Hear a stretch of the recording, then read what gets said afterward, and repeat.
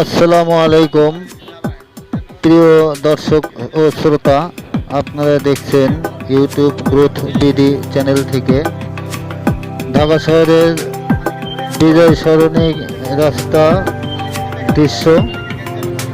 আপনাদের মাঝে চমৎকার একটি দৃশ্য উপস্থাপন করা হচ্ছে।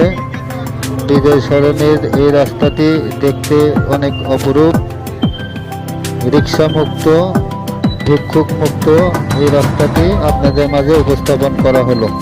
ধন্যবাদ সবাইকে সাথে থাকার জন্য।